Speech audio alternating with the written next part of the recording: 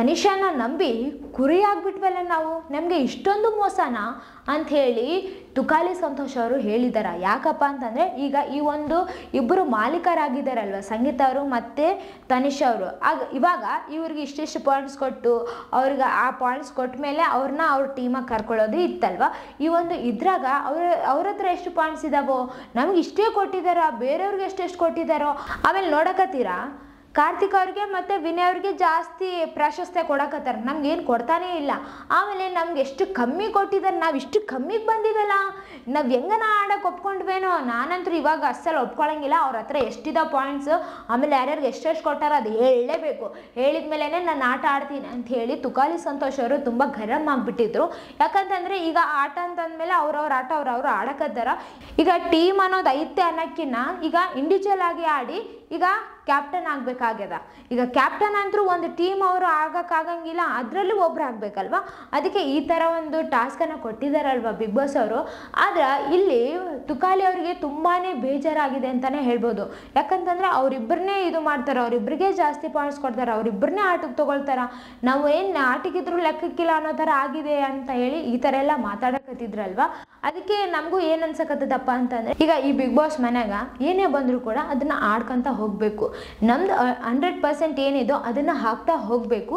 ಆವಾಗ ನಮಗೇನು ಬರುತ್ತೋ ಏನು ಬರೋಲ್ವೋ ಅದು ಆಮೇಲೆ ಗೊತ್ತಾಗುತ್ತಾ. ಆಮೇಲೆ ಅದರಿಂದಾಗಿ ನಾವು ಅಲ್ಲಲ್ಲೇ ಅಷ್ಟೇ ಎಕ್ಸ್ಪೆಕ್ಟ್ ಮಾಡೋದು ಬಿಟ್ಟು ನಾವು ಚೆನ್ನಾಗಿ ಆಡಿದರೆ ಜನರ ಮನಸ್ಸನ್ನು ಗೆಲ್ತೀವಿ. ಜನರ ಮನಸ್ಸನ್ನು ಗೆದ್ಮೇಲೆ ಇನ್ನೇನು ಬೇಕು, ಸಾಕಲ್ವಾ? ಅಷ್ಟೇ ಸಾಕಂತ ಹೇಳಿ ನನ್ಗೆ ಅನ್ಸಕತ್ತದ. ನೋಡೋಣ ಯಾರ್ಯಾರು ಹೆಂಗಾಯಿತೋ ಇನ್ನು ಅವ್ರಿಗೆ. ಆದರೆ ಇಲ್ಲಿ ತುಕಾಲಿ ಅವ್ರಿಗಂತೂ ಫುಲ್ ಬೇಜಾರಾಗಿತ್ತು ಅಂತಲೇ ಹೇಳ್ಬೋದು. ಆಮೇಲೆ ಅಲ್ಲಿ ವಾಶ್ರೂಮ್ ಹತ್ರ ಹೋಗ್ಬಿಟ್ಟು ಕೂಡ ಮಾತಾಡಕತ್ತಿದ್ರು, ಬರ್ದೂರು ಸಂತೋಷ್ ಅವ್ರ ಹತ್ರ ಮಾತಾಡಕತ್ತಿದ್ರು. ಅವ್ರ ಹತ್ರ ಎಷ್ಟು ಪಾಯಿಂಟ್ಸ್ ಇದ್ದಾವೆ ಅವು ಇಂಪಾರ್ಟೆಂಟ್ ನಮಗೀಗ, ಅದನ್ನು ತಿಳ್ಕೊಬೇಕು.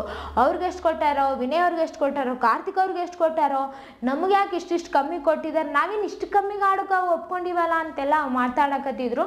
ಆಮೇಲೆ ನಂಬಿ ಕುರಿ ಆಗ್ಬಿಟ್ವಲ್ಲ ನಾವು ಅಂತ ಹೇಳಿ ಕೂಡ ತುಕಾಲಿ ಸಂತೋಷ್ ಅವರು ಹೇಳಿದ್ದಾರೆ. ನೋಡೋಣ ಇನ್ನು ಯಾವ ಥರ ಜಗಳಗಳಾಗ್ತಾವೋ. ಯಾಕಂತಂದರೆ ಈಗ ನಾಳೆ ನಾಡ್ದ ಕೂಡ ಆಟಗಳಿದ್ದಾವೆ ಆಡೋದು.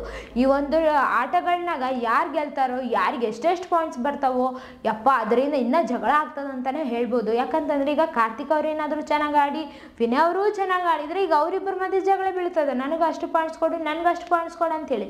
ಇಲ್ಲಿ ಜೋಡೆತ್ತುಗಳಿಬ್ಬರು ಇದ್ದಾರಲ್ವ, ಇವರಿಬ್ಬರಲ್ಲಿ ಕೂಡ ಒಬ್ಬರು ಚೆನ್ನಾಗಿ ಆಡಿದರೆ ಕೂಡ ಜಗಳ ಬೀಳ್ತದಂತಲೇ ಹೇಳ್ಬೋದು. ಯಾಕಂತಂದರೆ ಈಗ ಟೀಮ್ ಅಂತ ಹೇಳಿ ಹೋಗಿರೋದಕ್ಕಿಂತ ನಾನು ಕೂಡ ಚೆನ್ನಾಗಿ ಆಡ್ಬಿಟ್ಟು ಕ್ಯಾಪ್ಟನ್ ಆಗಬೇಕು ಅನ್ನೋದು ಜಾಸ್ತಿ ಐತೆ ಈ ಬಿಗ್ ಬಾಸ್ ಮನೆಗೆ ಎಲ್ಲರೂ ಮನ್ಸಾಗ ಅಂತಲೇ ಹೇಳ್ಬೋದು.